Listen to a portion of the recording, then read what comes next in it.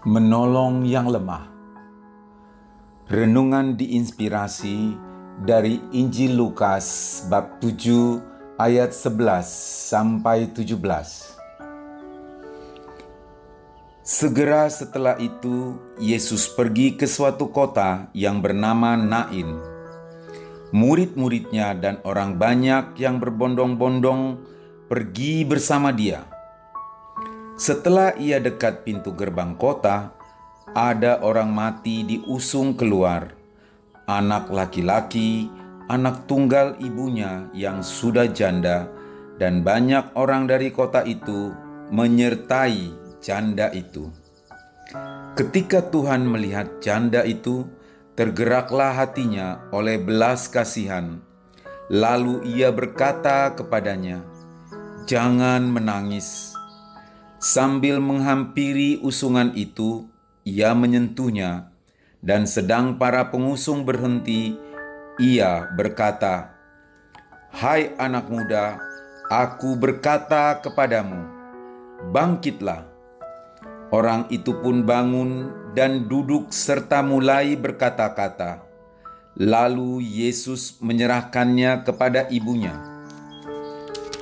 Semua orang itu ketakutan dan mereka memuliakan Allah sambil berkata, "Seorang nabi besar telah muncul di tengah-tengah kita, dan Allah telah melawat umatnya." Lalu tersebarlah kabar tentang Yesus di seluruh tanah orang Yahudi dan di seluruh daerah sekitarnya.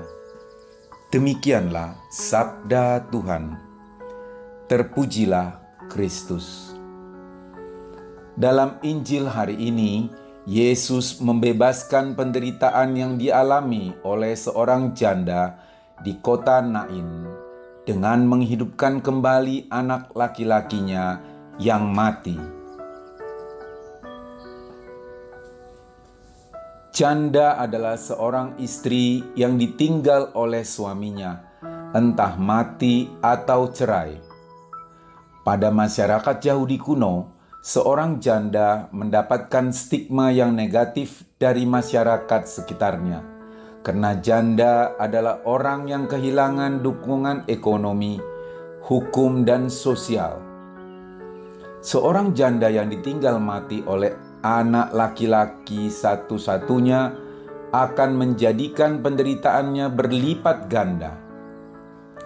Melihat hal demikian, Yesus tidak tinggal diam, namun tergeraklah hatinya. Inilah wajah keilahian Yesus kepada orang-orang di sekitarnya.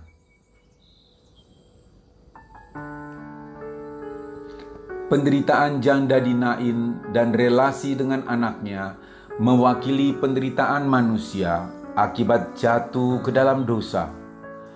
Aku akan melipat gandakan penderitaanmu pada waktu melahirkan anak. Yesus melihat suatu penderitaan yang besar yang diderita oleh janda ini. Ia mengingat apa yang akan dialami juga oleh Maria, ibunya. Demikian Yesus telah mengajarkan kepada kita, para pengikutnya, untuk tidak berpangku tangan ketika melihat penderitaan sesama di sekitar kita. Saya bekerja pada perusahaan swasta, masih dalam tahap proyek, dan semua karyawan baru pun dilibatkan. Ada salah satu karyawan mendapat musibah, kecelakaan sewaktu kerja, yakni ada pipa meledak dan pecahan logamnya menancap ke tulang kering kakinya. Setelah dirawat selama 3 bulan bisa sembuh, namun jalannya menjadi pincang. Semua biaya perawatan rumah sakit ditanggung oleh perusahaan. Tapi setelah sembuh, karyawan tersebut justru dipecat. Ketika saya bertanya apa alasan dipecat, jawabannya tidak layak seorang mekanik cacat. Saya pun mendesak untuk dipertimbangkan agar bisa dipindahkan ke bagian lain. Namun perusahaan tidak bergeming. Akhirnya perusahaan menjawab bahwa orang itu pembawa sial. Saya menangis ketika mendengar jawaban itu, mengingat karyawan tersebut baru saja melangsungkan pernikahan. Saya sudah berusaha menolongnya meskipun tiada hasil. Namun paling tidak orang itu merasa ada yang memperjuangkan.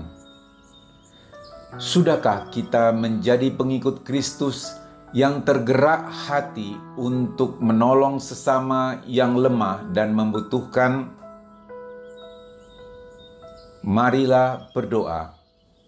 Allah Bapa yang bertahta di surga, berilah kami hati yang penuh syukur, agar kami dimampukan dan dikuatkan untuk berani dan tulus ikhlas menolong sesama yang membutuhkan. Amin.